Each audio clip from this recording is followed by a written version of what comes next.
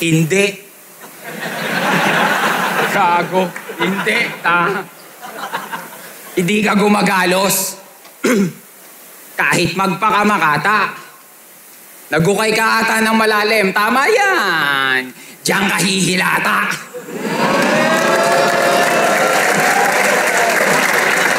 Buhay kitang ililibing kasama ng nagkakandamatay mong talata. Nais ko lang makakita ng makatang naaagnas habang nagmamakaawa.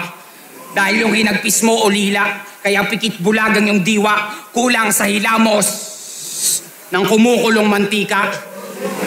Nang kumunat at maunat ang maskara nitong manika, na kahit iminaniko ni Moniko, ang mekanismo mo ay mga sausaw. Sa timbangan lang yun ang aking palagay. Yung estilo mo hindi konkreto, aligagapat hindi mapalagay. Bata ka pa at supot kung sa mundo ko to ilalagay. Kikikilang ka lang ng 12 anyos na ako at may kalalagyan ka kapag hindi ka naglagay. Kasi papunta ka pa lang, Sen. Papunta na ako ulit.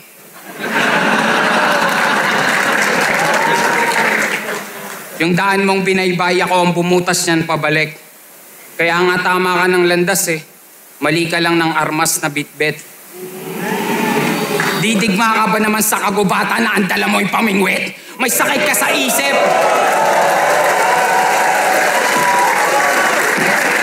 Palakpak kayo ng palakpak, may sakit to sa isip. Hindi na susumpungan, na kahit sa masusing pagsusuri, hindi na to mabukbuksan. Tapos ang asta parang kaya mo kong silaban. Ako ang dagat-dagat ang apoy, hindi kita mararamdaman.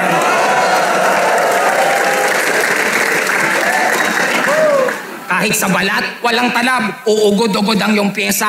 Ika'y leon sa gubat na binulag ng mariposa. Uminom ng tubig ng tumatuba na wala na ng panlasa. Handa nyo pa rin bang tikman ang sulat ni Lucas na nakakasulat lang ngunit hindi nakakabasa?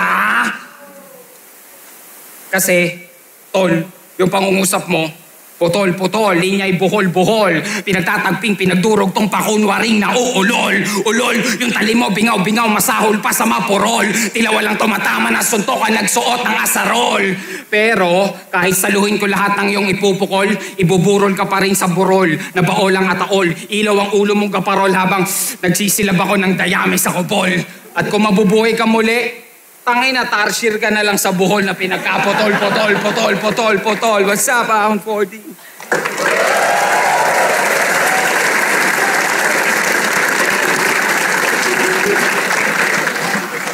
Hindi.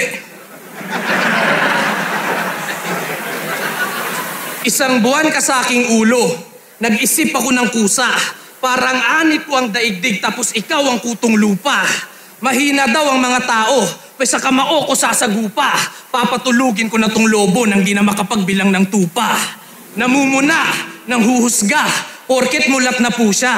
Kung meron kang 3 mata, ibig sabihin mas marami ang iyong muta. Hinaluan mo ng yabang ang mga sulat mong sinalin. Anak ni Habagat at Magindara, ikay mahangin na malalim. Lirikalan sa lirikalan, makikipagpalitan ka ng puwersa.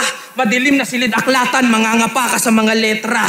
Liriko bumabakat at ang lakas ko na tirible. Kada linya mabangis parang mga marka ng tigre. Hihingi ba ako ng pasensya o tatapusin ko na tong lokong to? Ang bulong ng aking konsensya, tinalo ng mga boses sa ulo ko.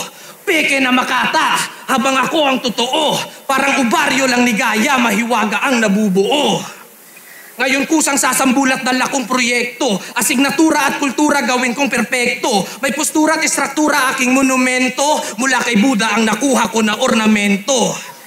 Kada bungad mga sugat ang naging epekto. Sa pag-usad mga sukat dadalhin sa metro. Walang kupas nga lang lukas na siyang sinemento. Pinapamulat mga sulat na may sentimento. Si Emar malademonyo, pero sa pag-ibig na pinsala. Isang mabangis na diablo na tinalo lang ng diwata. Ginawa ka daw utusan, naging mahinhin ka na masyado, naging di makabasag pinggan, pinaghuhugas na lang ng plato. Dumadapo ang buhay pag narinig ang aking sipol. Sungay mo nagsasanga-sanga pero walang pumapatong na ibon. Nakatutok ako sa sulat, nakatitig parang nagninilay. Tapos biglang nag-apoy ang liriko kaya nasunog ang aking kilay. Makikita nyo sa laban na to, diretso sa ulo ang pinsala. Sarap hatawin ng maso yung bungo mo hanggang memorya mawala na. Delikado kanyang isip, diretso sa utak mga bala. Parang pinanis ko album mo, mabubura ang alaala. Isa-isa kong tutugisin kung marami ang ikaw. Pinapasok sa lambat mga kaluluwang ligaw. Di lumalagpas sa oras pero nairaos ko yung punto. Nilalabas na kita sa kahon sa loob ng 2 minuto. Ay,